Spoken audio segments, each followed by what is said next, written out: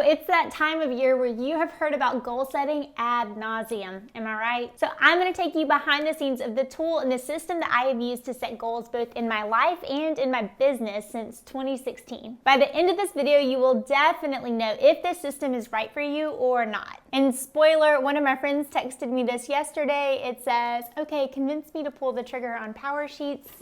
So I'm gonna do it, game on. I've always joked that PowerSheets are kind of part of the system and tool that helped me realize that I did want to quit my job. I started using them right after I got out of partial hospitalization and eating disorder recovery, and as I sat down and worked through them, realized I actually did want to see if I could make an income for myself. I've since used them to plot out how I was going to start my business, start a family, and also develop things like financial goals, book goals, and how much I'm reading. But they've also helped me make time and space for and actually work towards more important things like making time to spend time with the Lord and read scripture. The PowerSheet system have been a proven method for me, and that's why I will talk about them all day, every day. They work. If you are in my Prime to Launch program, you'll recognize my dry erase calendar system, how I plot things out, but none of these goals would be possible if it weren't for starting here first. And honestly, I used to hate the idea of goals. With my perfectionist nature, I used to have a spreadsheet taped up to the back of my door of the townhouse I lived in with a bunch of girls.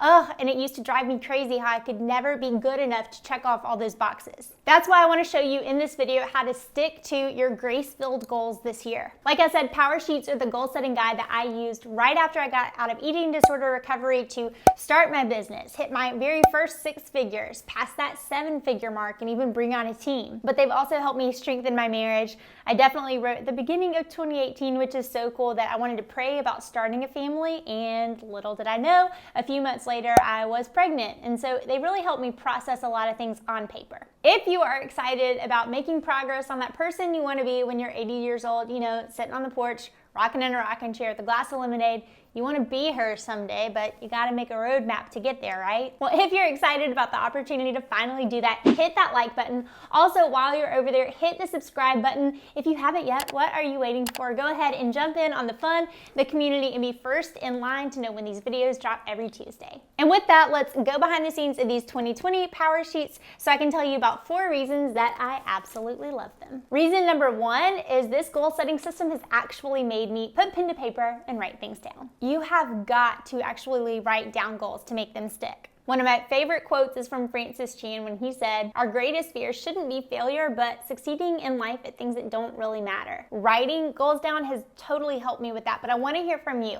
Comment below, are you allergic to setting goals? Do you absolutely hate it? Or has it been something that's developed in you and you actually kind of like it now? Maybe you're like me in that way. So let's go ahead and turn the camera around so I can show you what these 2020 PowerSheets look like, especially in comparison to the 2019 set of PowerSheets. Okay, right here you can see a comparison of 29's PowerSheets versus 2020's. Obviously, the biggest difference that you can see right away is the cover.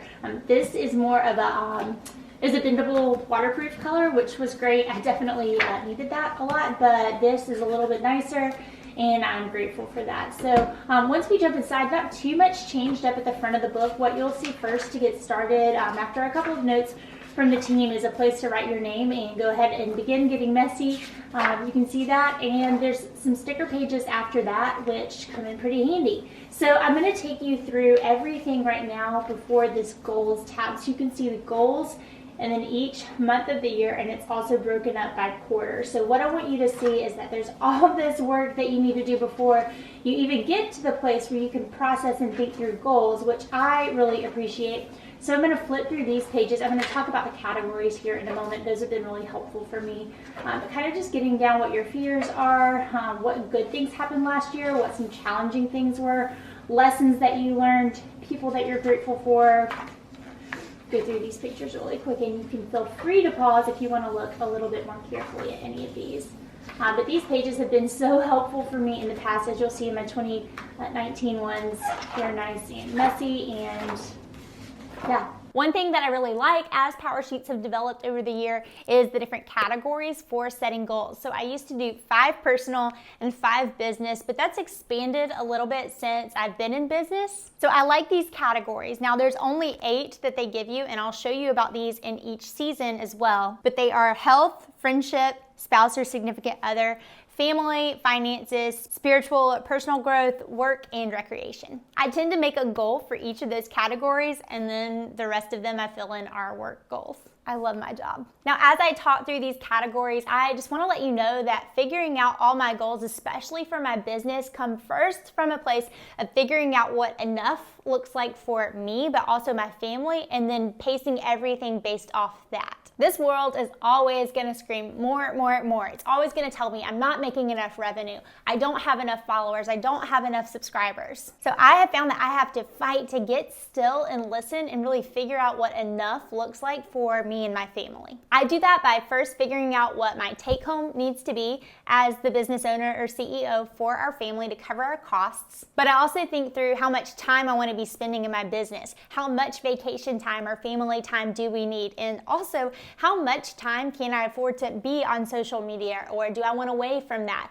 Or how much time do I want to spend with clients, and how much time do I need away from that to kind of recharge? After I figure out all that and I have put down on paper what my take home needs to be, I base our business's revenue off that, because I also know the cost of goods and my business, and I know our business overhead. I have used my precious friend Shanna Skidmore's blueprint model system for years to do this, so I'll link that below so you can find some more information there. What I also like about these first few pages inside PowerSheets are because you can't do all of these on New Year's Eve night, right? I've learned that figuring out what my goals for my life and my business are going to be takes a whole lot more time than just one evening. Setting up white space is so important. This was the first time ever that I have actually gotten away from my business, not once, but twice, for a full day out of town, completely able to just focus on goal setting, and I think that's going to be a new tradition. Reason number 2, I need to be able to set small goals and deadlines along the way. Let's keep going. Let me show you what the monthly pages and the quarterly sections look like inside PowerSheets.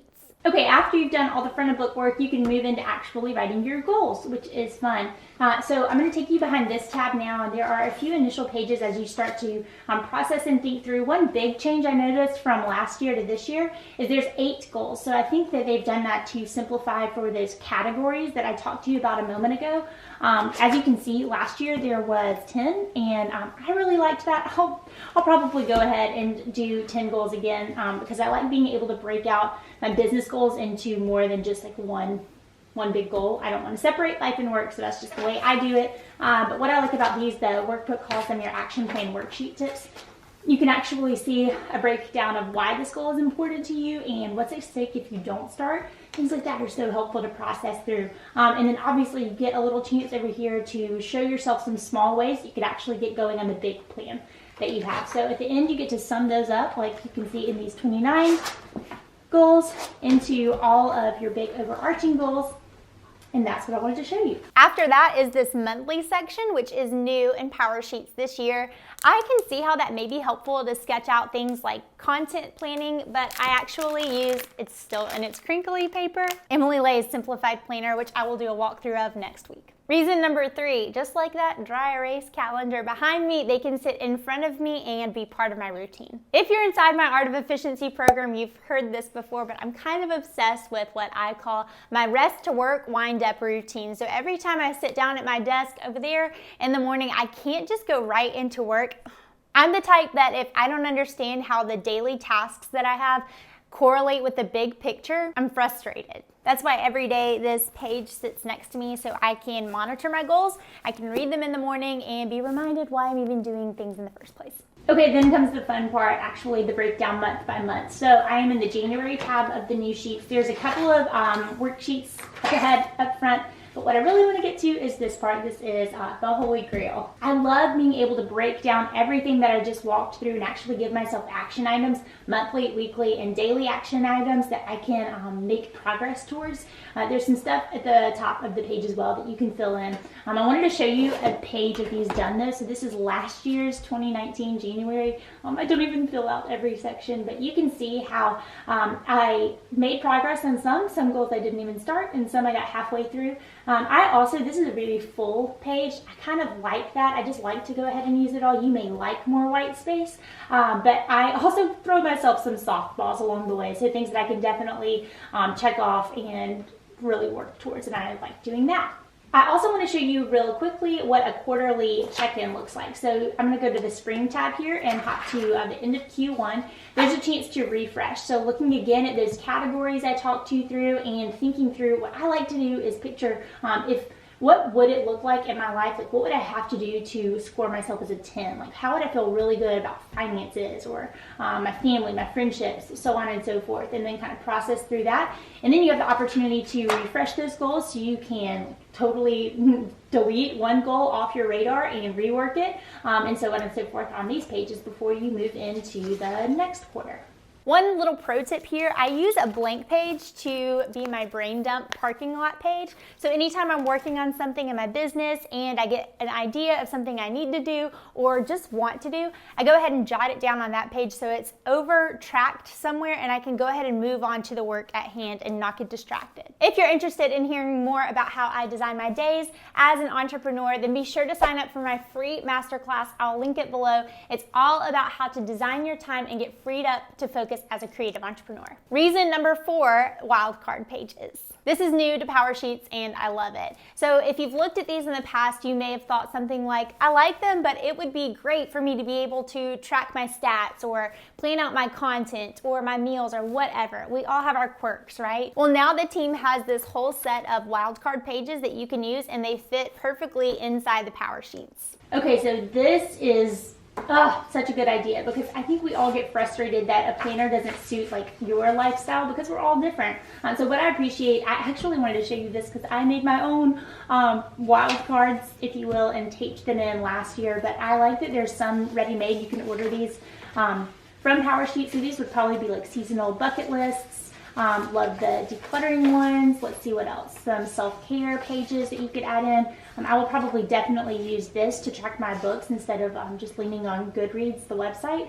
I like that one. Some ideas of things you can do around your house and rhythms you can set up at home. I've definitely used these in the past and found them really helpful to identify a few friendships or family relationships that I want to work on.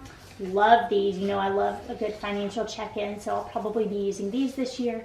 And then I like also having a list of family go-to meals, so I don't have to think every single week what we are going to eat. So these are great. I think these are going to be really useful. I may still DIY some. Like I love my kind of weekly and monthly eczema after action review that I walk through, so I'll probably still do that. I actually DIY'd my own version of a wildcard page called my weekly review, and then I also have my monthly rhythm that I go through where I just ask myself a series of questions before I go into the next period of time. I've shared those on Instagram a few times, so I will link those questions down below if you want to see them. 2 things PowerSheets don't do. First, they don't help you plot what's called a work back schedule. So if you like to plot the goal and then all the tiny little action steps that need to get done to make that happen, you may have a hard time or just need to come up with another system. The pages at the beginning of the workbook help you get started with that, but I would definitely recommend you figure out your own system for this. The big thing that's helped me with this is Todd Herman's 90-day year program. So figuring out what the big goal is going to be and then breaking that down and then breaking those down into tiny tasks, little action steps that you can actually check off your list every day. As a business owner, I keep those in our Asana so I can track them, but it's my monthly pages that I actually track that big goal on and I'm able to X off. Feels really good. The other thing they don't do, they don't come in neutral-ish colors. Maybe I'm boring, but I tend to like planners and things in grays and tans and beige and black. Okay, I'm boring. And while I love PowerSheets, they are a little bit bright for my taste. I'm just not a pink girl. That said, the pros far outweigh that, so I think I can live with it. If you want to enter to win a set of your own PowerSheets for 2020, then look below and you'll find a link where you can enter in the giveaway. And if you're already sold and want a set, then I'll also link below where you can get started shopping. If you found this video helpful, then hit that like button, and while you're over there, hit the subscribe button and the bell next to it. And after you have vision casted your year and looked at some goals you want to set, take a look at them, pause, and if you think that email marketing could be one of those things that would inch you further toward your goal if it were set up in a sustainable way, then I want you to watch this next video where I'm sharing 5 of my best tips to get more people to open and read your email newsletters. I will see you there.